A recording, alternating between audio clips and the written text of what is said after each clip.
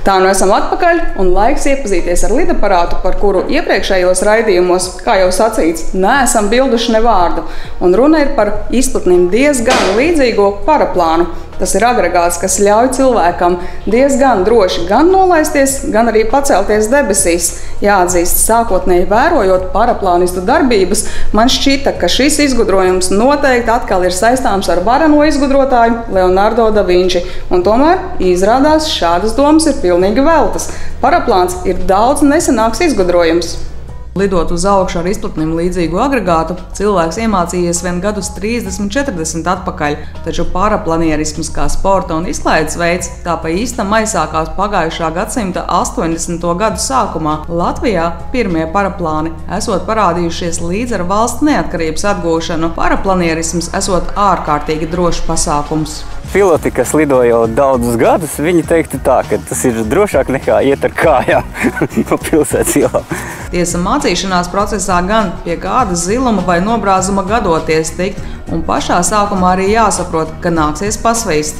Ir tāds bāzes kurs pats sākums. Jāpaskrien pa pļāvu ar paraplānu, jāmēģina viņš pacelt, jāpatrenējas. Šajā procesā cilvēks tā pa īstam var arī saprast, ir viņam šāda lidošana piemērot vai nē. Taču, ja mācīšanās smaguma garoza ir izgrausta, tad vēlāk prieks un atpūta ir garantēta. Tāpēc jau laikam pēc tam tas viss ir tik droši, kad mācīšanas procesa laikā mēs iemācāmies turēt spārnu, kontrolēt viņu. Tas līdzīgi tam, kad es braucat ar velosipēdu, jūs nedomājat griezt pa labi vai pa kreisi, lai noturētu līdzsvaru. Tāpat arī šeit. Lidojam un viss. Tiesa, lai kļūtu par pilotu, neiztikt arī bez teorijas apgūšanas un eksāmenu kārtošanas. Paraplāna pilotam ir jāizprot tādas tēmas kā meteoroloģija, lidošanas noteikumi, pirmās palīdzības sniegšana un tam līdzīgi. Kad tas izdarīts, var kārtot arī tā saucamo valsts eksāmenu un kļūt par pilnvērtīgu paraplāna pilotu ar licenci kabatām. Tas nozīmē, ka viņš ir nokārtojis eksāmenus, tādas kompetences komisijas priekšā, viņš ir apstiprinājis, ka viņš māca lidot, un ne tikai teorētiski aizpildīs eksāmenu atbildes, bet arī praktiski.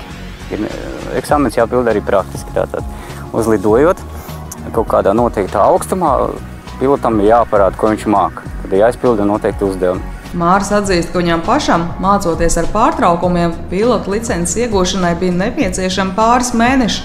Turklāt izrādās, viena no lietām, kas viņam bija jāpārvar, ir bailes no augstuma. Viņš nespējot bez satraukuma iziet pat uz pirmā stāva balkona, bet paraplāns paceļas vairāku 100 metru augstumā.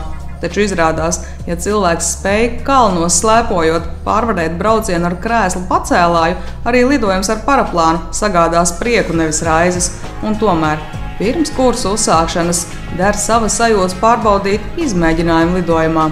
Pirmais, ko vajadzētu izdarīt, izmēģināt izlidot tandemā kopā ar instruktoru, tad divatā. Instruktors izceļ spārnu, tad jūs abi divi aizlidojat. Protams, pasažierim nekas nav jādara, viņš vienkārši bauda to skatu, kā izskatās. Ja viņam tas patīk, tad skaidrs, ka pirmais, kas jādara, jāiet uz kursiem mācīties lidot. Turklāt, lai kļūtu par paraplāna pilotu, cilvēkam no tiesas nav nepieciešams ļoti biezs naudas maksas. Tās summas nav lielas, bet tas ir daudz lētāk nekā iegūt tur ultralaita lidmašīnas pilota licenci vai kaut ko tādu. Un konkrētāk runājot, topošajam paraplāna pilotam vajadzētu rēķināties ar 2,5–300 latu, bet tālāk jau pats var izlemt, gribas lidot tikai savam priekam, jeb arī pasportot, jo tāpat kā visās citās jomās arī paraplāni ir dažādi, un tie, kas paredzēti amatierim, lielus sportiskos sasniegumus neļaus sniegt. Paraplāni iedalās vairākās klasēs. Ir tie, kas mazliet lēnāk lido, bet viņi ļoti droši. Tur, certifikācijas, tā teikt, klases. Tātad, kā mēs sakam, var izdarīt daudzas kļūdas, bet paraplāns atvērsies un turpinās lidot. Tāpatās ir arī sacensību paraplāni, kas prasa daudz lielāku uzmanību. Viņiem ir lielāks ātrums, tātad viņiem ir daudz lielāka kvalitāte, bet viņi ir vairāk prasīgāki pret pilotu. Pilotam jābūt ir daudz profesionālākam, uzmanīgākam precīzākam. Protams, ka mācīšanās notiek uz pavisam drošiem paraplāniem, kas pieļauj arī zināmu devu pilota neprasmes. Tālāk iedziļinoties izrādās, līdzīgi kā apģērbam, arī paraplāniem ir sadalījums pa izmēriem, un tas ļaujot šo lidošanas prieku baudīt visdažādāko gabarītu cilvēkiem. L ir, pieņemsim, no 90 līdz 105 kg. Tas nozīmēs to, ka mums vajag ierakstīties šajā svāra dakšā vai nu pa vidu, vai nu jācenšas būt tieši viņā. Ja mēs būsim pārāk smagi priekš paraplāna, mēs diezgan strauji iesim lejā. Ja mēs būsim pārāk viegli, tad mūsu spārns nebūs pietiekuši stabils, ne pārāk labos laika apstākļos. Tad spārniņš locīsies, viņš nebūs noslogots pietiekoši, un viņš arī nebūs pietiekuši komfortabls priekš pilota. Tā samērā raustīga tā lidošana būs tāda. Tiesa, lidojuma komforts un tā sagādātās sajūtas lielā mērā atkarīgs arī no tā, kurā dienas laikā sadomāsiet gaisā pacelties.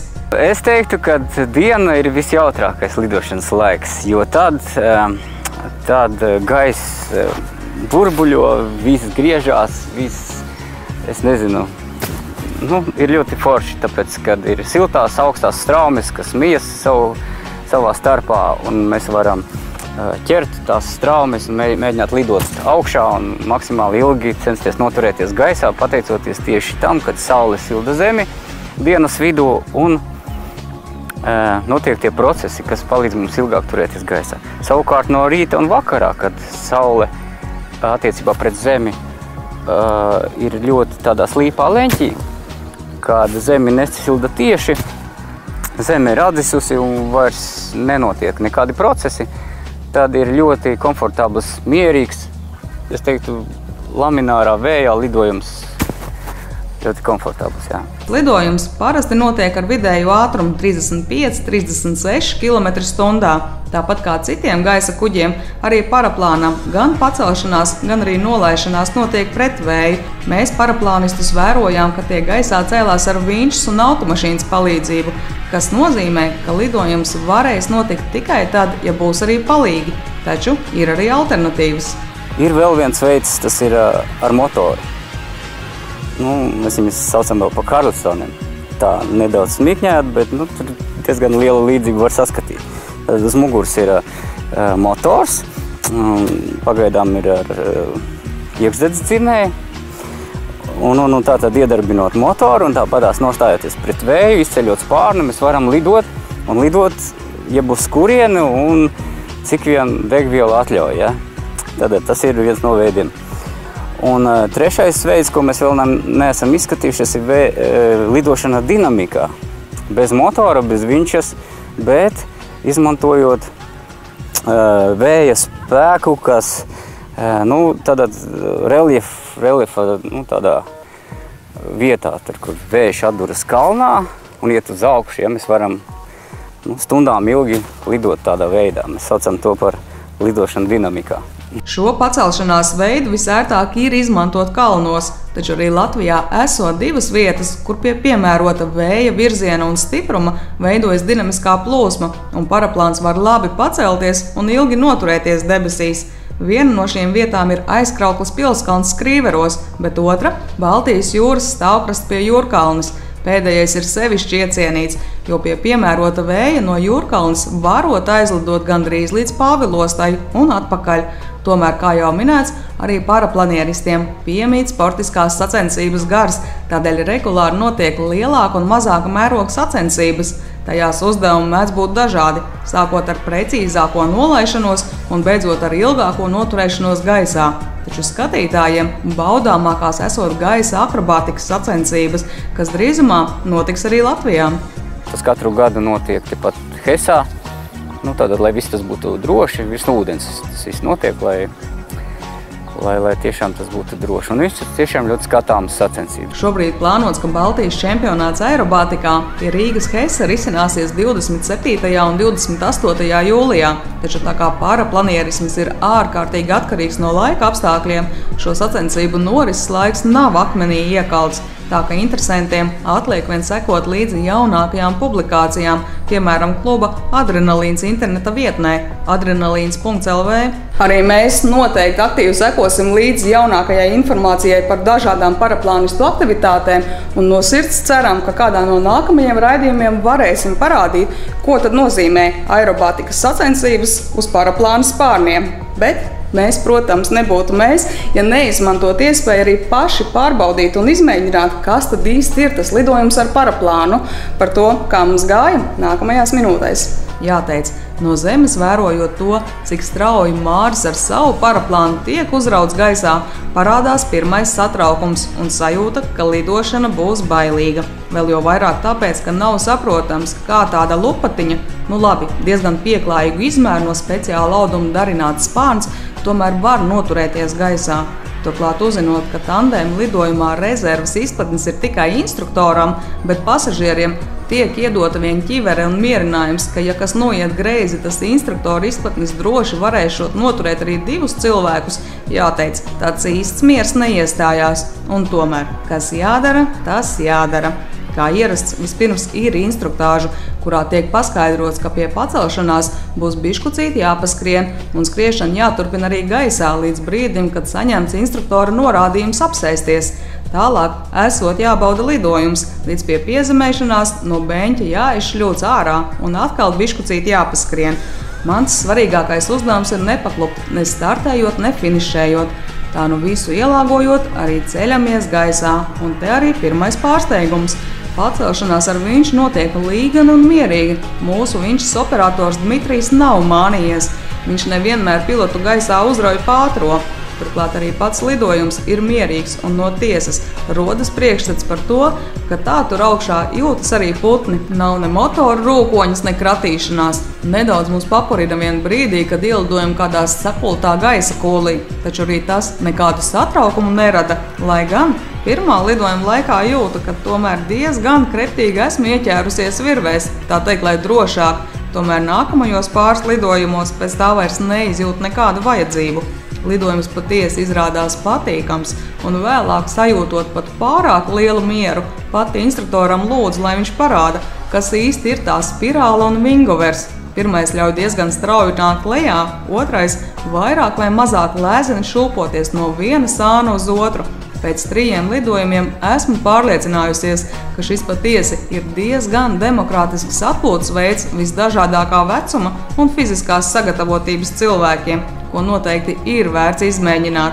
No savas puses varu vien ieteikt piemēroti apģērbties. Par apģērbu runājot, vajadzētu garās bikses, tāpat arī jaku ar garām piedurknēm vēlams, tāpēc, kad gadās pie piezemēšanas vai kas varbūt nāksies tur dibenu pašļūgt pa zemi vai kas, lai nesaskrāpējam rociņas vai kaut ko tādu. Starp citu, lidojumu ar paraplānu no sirds iesaku katram, kuru interesē lidošana nevien slēgtā telpā, kā to sola lidmašīna vai helikopters, bet arī lidojums svaigā gaisā kopā ar putniem. Starp citu, tieši lidojums ar paraplānu būs mūsu šodienas raidījuma konkursa balva. Un arī konkursa jautājums.